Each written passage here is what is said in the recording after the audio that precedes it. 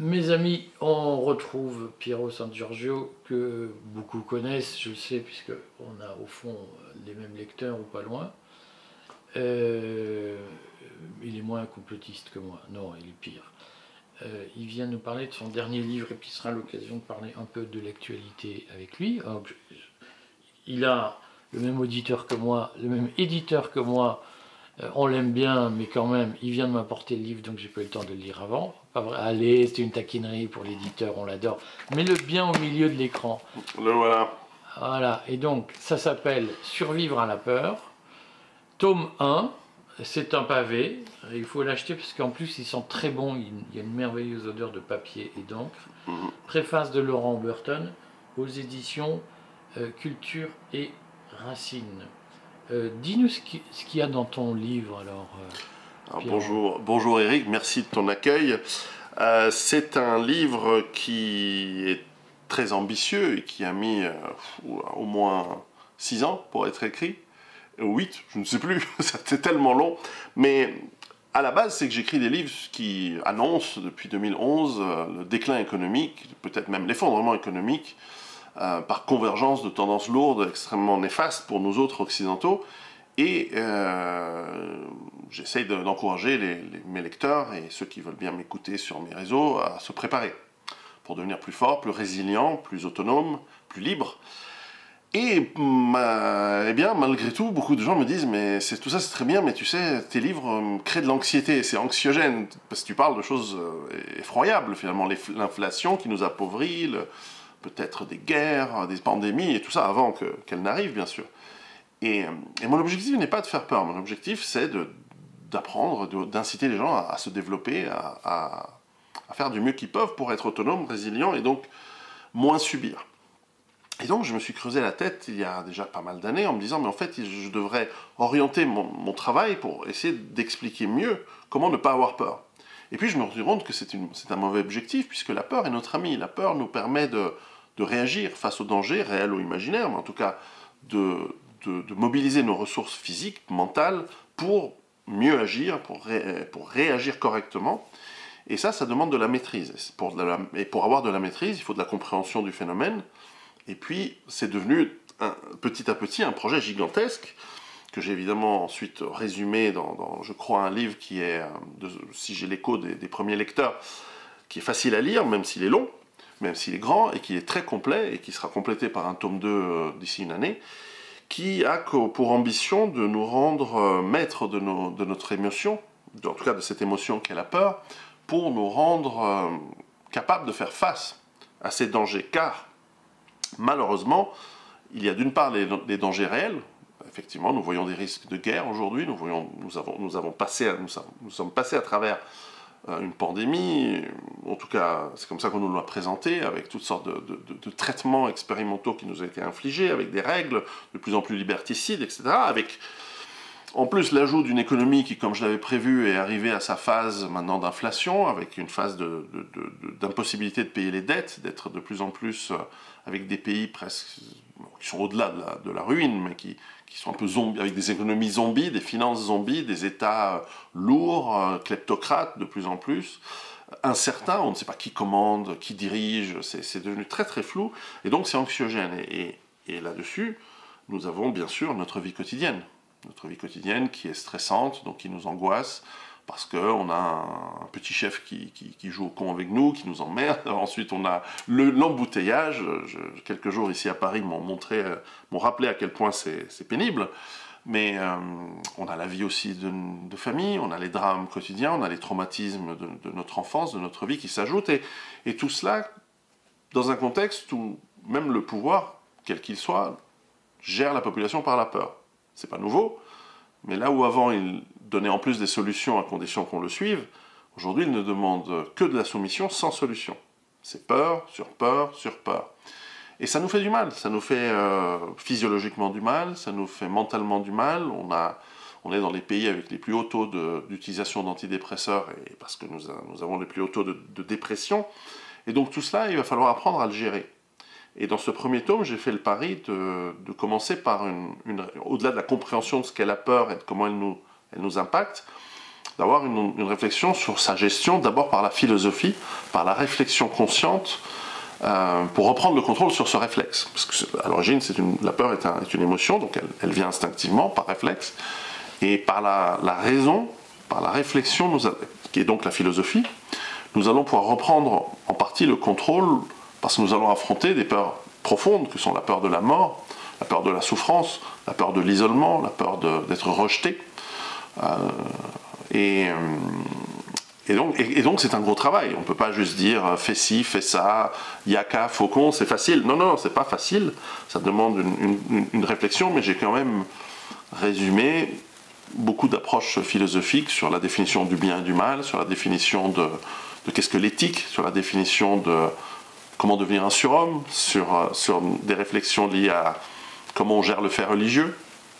Doit-on croire? Doit-on ne pas y croire? Est-ce que c'est utile? Est-ce que c'est pas utile? Vous découvrirez ça dans ce livre. Alors, est-ce que c'est utile?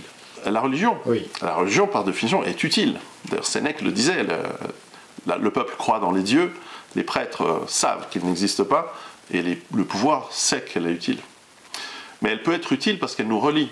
Il n'y a pas que la religion qui peut le faire, mais c'est un instrument utile, c'est un outil à étudier. Je ne dis pas qu'il faut être forcément religieux, qu'il faut être croyant, mais c'est quand même une structure mentale qui est propre à l'être humain, la croyance. Et donc comment on la structure? Est-ce qu'on la structure dans la spiritualité? Est-ce qu'on la structure dans je dirais le mysticisme de vieille bonne femme à chat, avec la pensée positive, le développement personnel qui est parfois un peu ridicule, qui peut avoir son utilité, ou alors est-ce qu'on plonge dans la structure des religions organisées avec les prières par jour, la messe le dimanche ou le teshuva le samedi, peu importe. Est-ce que ça nous apporte réellement quelque chose? Est-ce que la balance des avantages et des inconvénients est positive pour nous? Ça demande une réflexion, à moins qu'on soit évidemment dans la croyance, et dans ce cas-là, la réflexion est évacuée et on y va, on y croit. Mais personnellement, j'ai besoin d'avoir une réflexion sur ces sujets. Et puis on avance sur justement cette définition de qu'est-ce que le bien, qu'est-ce que le mal, pourquoi il est important de combattre le mal, et donc il faut le définir. Comment on définit une éthique, en se basant sur quelques réflexions, évidemment. C'est quoi le mal? Le mal est difficile à définir, mais généralement c'est comme la pornographie, on sait quand on le voit ce qu'il est.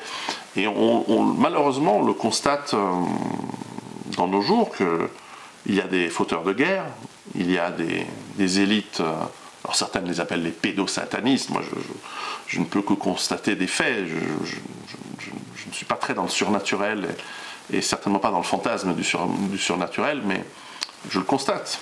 Et de plus en plus d'enquêteurs le constatent et le montrent du doigt. Il y a des choses qui sont inacceptables pour tout être humain normalement constitué. Alors, explique-nous ce que tu veux dire, parce que ça pose une question. Oui, ça pose la question de la subjectivité. Les élites pédosatanistes, c'est un sujet très à la mode. Oui, et à la limite dangereux. Hein.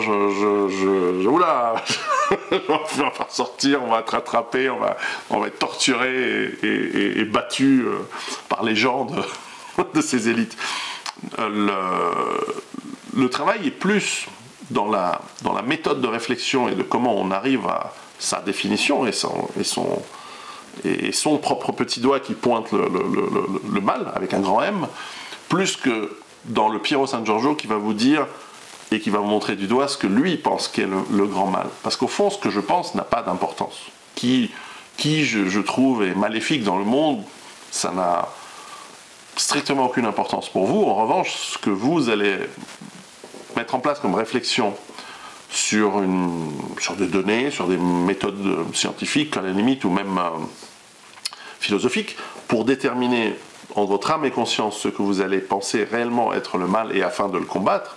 Alors attention, quand on parle de combattre, il y a mille et une méthodes. Je ne vous dis pas prenez les armes, assassinez le marquis truc machin qui dans son château amène des enfants de migrants pour les torturer. J'en sais rien. Moi je n'y suis pas. Je m'éloigne de ces choses-là. Parce que quand je t'écoute, j'entends que le mal c'est réservé aux élites. Mais est-ce qu'il y a aussi des phénomènes d'inceste, de viol d'enfants dans les milieux populaires ou pas? Probablement. La tendance à la loisiveté, comme disait Voltaire, qui est la mère de tous les vices, et les moyens de se permettre ces vices, a plutôt tendance à se concentrer vers ceux qui le peuvent. Mais il n'y a pas que ça. Il y a aussi les fauteurs de guerre ne sont pas forcément de grandes élites. On a des militaires qui ne gagnent pas beaucoup. On a des corrupteurs qui sont dans l'idéologie. On a des jeunes à cheveux mauves qui vont enseigner une sexualité étrange dans les classes de nos enfants. Ils n'ont pas besoin d'être extrêmement fortunés. Ils ont simplement une idéologie bizarre qui s'est développée et qui va faire du mal à nos enfants. Alors, je vais quand même te taquiner parce que c'est une question qui, moi, me heurte. Parce que moi, je viens d'un milieu très populaire où il y avait de tout, le meilleur comme le pire. Et moi, je crois à l'égalité entre les gens. C'est-à-dire que je pense qu'il y a autant d'ordures. Tu revendiques ta part d'ordures chez le milieu populaire? Non, je pense qu'il y a autant d'ordures chez les pauvres que chez les riches. Et seuls les bourgeois pensent que les riches ou les fortunés ou l'élite sont de nature différente du peuple. Ça. Moi, je pense que le mal, il est en tout homme. Il est répandu quels que soient les milieux sociaux. C'est beaucoup les gens de gauche qui expliquent que s'il y a du mal chez les pauvres, c'est à cause des conditions sociales. Et toi, tu nous fais un discours de gauche inversé. La condition sociale influe sur la moralité des gens. Donc les riches sont plus immoraux que les pauvres. Non, je pense pas.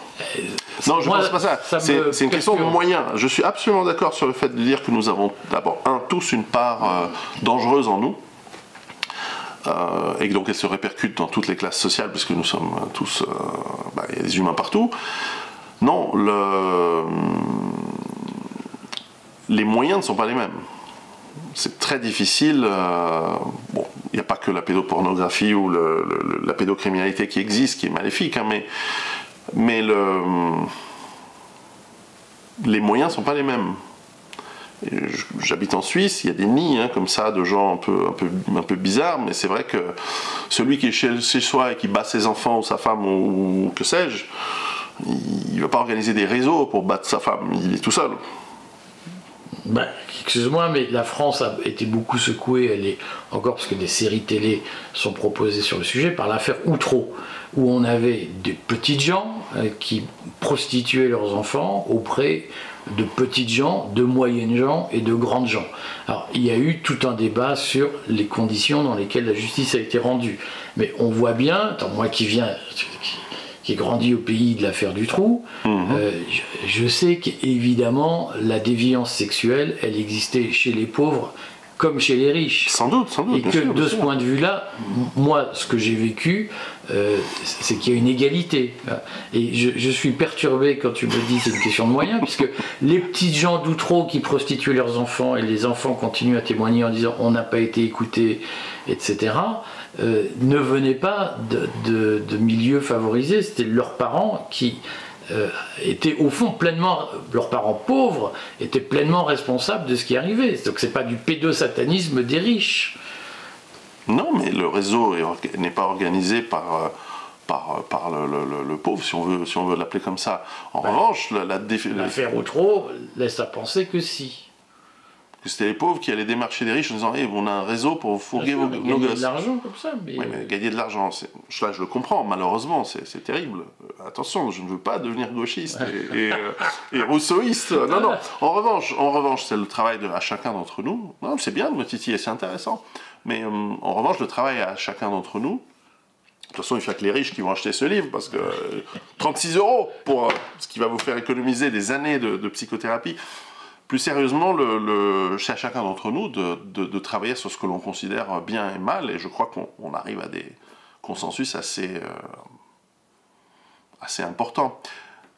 C'est pour ça qu'il faut aussi maîtriser nos croyances, nos approches religieuses, parce qu'il y a des grandes variantes quand ce sont d'autres qui nous ont mis des idées dans la tête. Donc on doit développer notre éthique de manière universelle, de manière empathique et de manière applicable.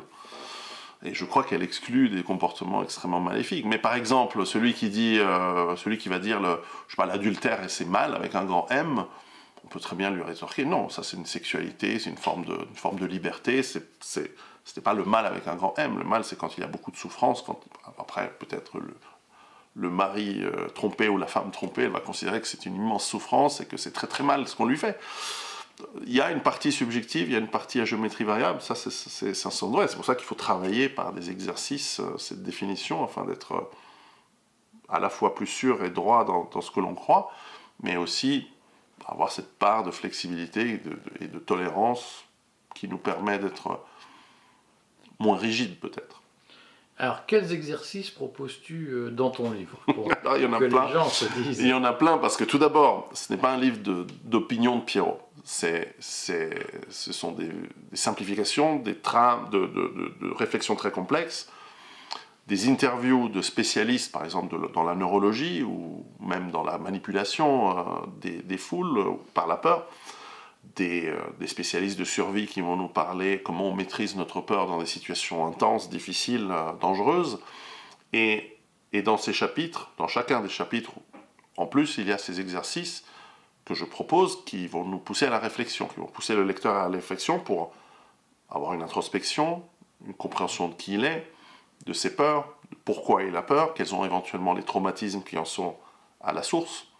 Il y a plein de raisons différentes qui peuvent exister et qui vont nous permettre d'y réfléchir, de les développer, de voir celles qui nous font le plus mal et celles qui sont plus faciles à travailler, et de, finalement, par ces exercices, découvrir une manière de devenir plus fort, plus droit, plus résilient, plus autonome. Et donc c'est là où ça rejoint mon travail précédent sur la survie, sur le fait de faire face à des temps difficiles. Et in fine, j'encourage le lecteur, par ces exercices, de développer une narration de leur propre vie qui va vers l'héroïsme. L'héroïsme au sens de ce que Joseph Campbell parlait, le parcours du héros. C'est-à-dire que nous voulons devenir quelqu'un, faire quelque chose, non pas pour nous, mais pour la communauté dans laquelle nous faisons partie. Et par notre quête, ça peut être une quête d'information, une quête, pourquoi pas aussi de richesse, mais qui va nous servir à faire du bien dans la communauté dans laquelle nous sommes. Ça peut être une toute petite communauté, la famille, ou un petit peu plus grande, jusqu'à la nation, pourquoi pas, mais d'avoir une approche héroïque de notre vie. Parce qu'au fond, nous ne sommes ici que pour pas très longtemps, quelques centaines d'années pour la plupart quelques dizaines d'années pour la plupart d'entre vous, quelques centaines d'années pour les élites qui prennent des trucs bizarres. Non, je plaisante, l'adrénochrome, je plaisante. Qui boivent le sang des bébés dans des messes, pauvres. Des séances maçonniques. Voilà. Et des pauvres. Mais surtout les bébés, ça marche mieux.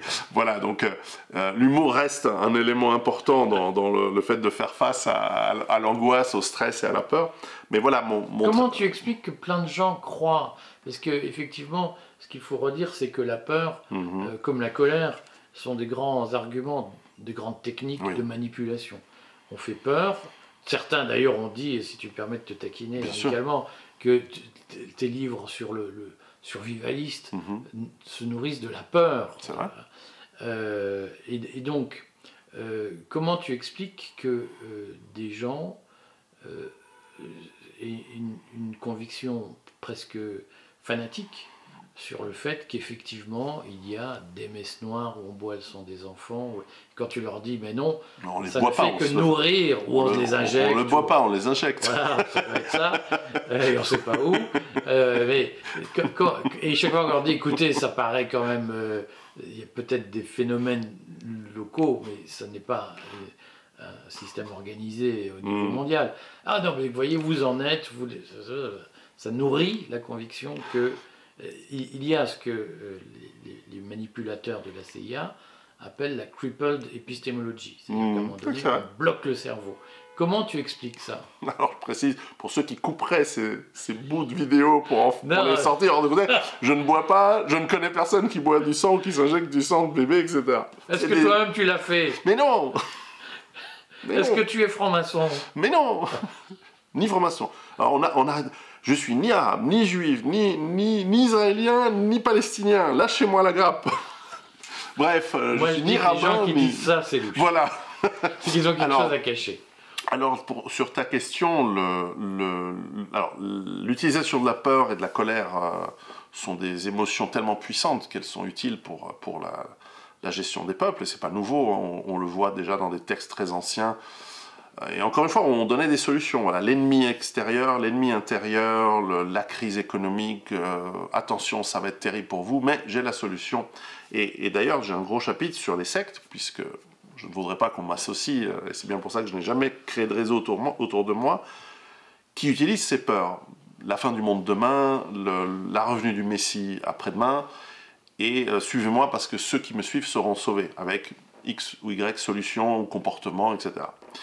Et même quand finalement la date arrive et que finalement l'échéance, à l'échéance voulue, le Messie ne vient pas, la fin du monde n'arrive pas, eh bien les gens renforcent leur croyance, leur allégeance envers le gourou, le chef de la secte, etc. Souvent des hommes d'ailleurs. Et qui donc suivent un modèle mental basé sur la peur, lié à des solutions, c'est vrai, souvent difficiles à définir précisément. Et si j'essaie de ne pas faire ça. Mais j'accepte la critique, c'est vrai que j'aurais pu mieux faire, j'aurais pu faire des livres beaucoup plus effrayants en disant « Demain, Macron, Antéchrist, ayez très peur, achetez mes produits ». J'aurais dû en faire plus, mon éditeur aurait été content. Au lieu de faire un livre qui me prend 6 à 8 ans pour être écrit, j'aurais dû faire 5 livres par année avec ayez très peur, voici comment survivre dans la forêt, ayez très peur, voici comment survivre pendant la guerre civile, ayez très peur. Je ne l'ai pas fait. Mais bon, l'idée n'est pas de me justifier. Si vous voulez croire que je surfe sur la peur, croyez-le. Non, mais je vois qu'aujourd'hui, tu produis un livre sur surmonter la peur, exactement. Survivre à la peur. Et donc, ne plus être victime de ceux qui vous vendent de la peur. C'est pas mal. Donc, comment on fait? Donne-nous quelques exemples d'exercices que tu proposes. Alors, ces exercices, dans ce tome 1, sont plutôt des exercices d'introspection. Donc, comprendre qui nous sommes, par exemple. Quelles sont nos origines, quels sont nos ancêtres, quelles sont nos compétences, nos traumatismes que nous avons développés au cours de la vie, quelles sont nos compétences que nous avons apprises. Comprendre qui nous sommes va nous donner beaucoup plus de force pour savoir où on va. Car beaucoup de gens ont des ambitions, et c'est très bien, beaucoup de gens veulent réussir sur plein de choses, mais ils ne comprennent pas très bien qui ils sont, d'où ils viennent, et quelles sont les ressources qui sont à leur disposition, des ressources génétiques, des ressources familiales, des ressources de réseau, maçonnique ou non. et donc ces ressources vont nous permettre de mieux choisir et de mieux comprendre où nous allons. Et donc, par exemple, dans ces exercices, une fois que l'on a mieux compris qui nous sommes et où nous allons, lorsqu'on nous fait peur, nous sommes beaucoup plus rigides face à cette peur, pour une fois. Nous sommes beaucoup plus capables de dire non. Ou même celui qui a la foi, par exemple, dans le chapitre sur la religion, quand je titille les gens sur leurs croyances, sur la réelle force de leur conviction, si la réponse est oui, ma conviction est très forte, comme les martyrs qu'on envoyait face au lion, celui qui dit non, ma religion, comme font par exemple, je crois que c'est les Mormons, ou qui disent non, nous on ne fait pas de transfusion sanguine, on prend pas les témoins de Jéhovah, nous ne prenons pas de vaccins expérimentaux dans notre corps, nous ne prenons pas d'adrénochrome, et bien le jour où on dit c'est obligatoire de boire du bébé indien sous injection, voilà, eux vont dire non. Et on a beau leur mettre les lois, les restrictions, les injonctions que l'on veut, on va dire non. C'est ce qui faisait la force des gens qui refusent de se battre ou d'aller au service militaire à l'époque. Moi, ma femme, par alliance, on avait un arrière-grand-père qui avait fui la France, était obligé de fuir la France en 14-18 parce que était prof d'université, mais il était ménonite, qui est une religion de Hollande, c'est vers chez toi ça, non? Les Ménonites, c'est à l'origine, c'est Flandre, oui. Hollande, Pays-Bas. Les Ménonites, ça doit d'ailleurs être un héritage plus ou moins séfarade de gens, il me semble de mémoire, hein, mais il faudrait vérifier. Alors j'ai épousé une femme juive en fait. Peut-être Les complotistes ont raison. Proche des protestants. Non, c'était Ménonite et donc avait refusé de faire 14-18 et ils lui ont confisqué tous ses biens et il a dû partir et venir s'installer en Suisse. Mais il n'a pas subi, il n'a pas flanché. Donc, est-ce qu'il était angoissé de tout ça? Je ne crois pas. Je crois que ça lui a donné de la force. Je ne l'ai pas connu, évidemment. il a dû avoir la quarantaine en 1914, je ne suis pas si vieux. Mais, et parce que je ne bois pas assez d'adénochrome, c'est pour ça. Lui, en tout cas, n'en buvait pas. Il est mort La avant, technologie n'était pas à point à l'époque. Et donc ça, c'est voilà, un exemple de comment cette droiture que l'on va pouvoir développer, cette force mentale que l'on a développée, va nous faire moins angoisser, puisque celui qui craint les injonctions et les lois, ou celui qui craint aujourd'hui, mais est-ce qu'on va me réquisitionner pour aller mourir en Ukraine dans une tranchée? Celui qui dit je dirais non, ben, il n'a pas d'angoisse, il sait qu'il va dire non, il sait qu'il ne va pas y aller. Et ça, c'est une force. Donc, et ça, c'est relié à la... Et pardon, je veux juste... Cette force, elle est reliée à mon travail précédent sur la survie, dans le sens où ceux qui se préparent ont peut-être une préparation physique considérable, avec une maison à la campagne, des conserves, un potager, tout ce qu'on veut, mais face au vrai danger, face au moment où la crise arrive, et aujourd'hui nous vivons déjà un bel avancement, une belle accélération de la crise, oui, je vous fais peur, une belle accélération de la crise avec l'inflation, avec des gouvernements formidablement bienveillants et compétents depuis des années, etc., etc., eh bien, vous allez peut-être perdre vos moyens, flipper, stresser, angoisser. Et donc cette préparation va vous être moins utile parce que vous perdez vos moyens, vous êtes dans la panique. Alors non, il vaut mieux travailler sur aussi l'aspect mental. Et cet aspect mental était mentionné dans mes livres précédents, mais pas assez travaillé à mon sens, et donc j'ai voulu aller plus loin sur ce point qui est fondamental. Qu'est-ce qu'il y aura dans le deuxième tome de ton livre? Alors le deuxième tome va être plus sur les réponses physiques à la peur. La respiration, la méditation, le yoga... comment réduire le stress qui vient, comment le faire en sorte qu'il y en ait moins, comment mieux réagir d'un point de vue physiologique, et puis toute l'approche de l'antifragilité, c'est un concept que j'aime beaucoup de Nassim Nicholas Taleb, et j'aimerais l'adapter pour la survie. Comment faire en sorte que face à des événements effrayants, apeurants et stressants, nous devenions non seulement capables de faire face, mais qu'ils nous renforcent, qu'ils nous enrichissent et qu'ils nous rendent des gens encore plus super-humains et surhumains que le voulait Nietzsche. Donc c'est toute une autre approche et qui est différente que celle que je développe dans le tome 1, qui sont complémentaires et qui peuvent se lire séparément. Donc n'attendez pas le tome 2 pour acheter à mon éditeur le tome 1, achetez le tome 1 tout de suite, sinon vous allez avoir peur. Voilà, comme ça. Il est lourd, je peux faire des exercices dans le métro, et si quelqu'un vous agresse, c'est 1 kg 200, 1 kg 400, 1 kg 500. Donc ça fait des joules, hein. Bref. Est-ce qu'on le trouve dans toutes les librairies? On le trouve dans toutes les bonnes librairies, et toutes les librairies, sans exception, peuvent le commander. Il est dans tous les réseaux, et puis vous le trouvez bien sûr chez les Yankees sur Internet, chez Bezos. Sur Amazon, et la Fnac, sur le site de l'éditeur. Et bien sûr sur le site de Culture et Racines, notre éditeur. Et il y a une formidable préface exclusive de Laurent Oberton qui m'a fait l'honneur et le plaisir de vous titiller dans cette préface. Bon. Écoute, on va se ruer sur le livre. Donc il est d'ores et déjà disponible. Bien sûr. Puis on attend le tome 2 pour apprendre à mieux respirer face à la peur et à maîtriser ses paniques attaques. Exactement. Merci Pierrot. Merci Eric.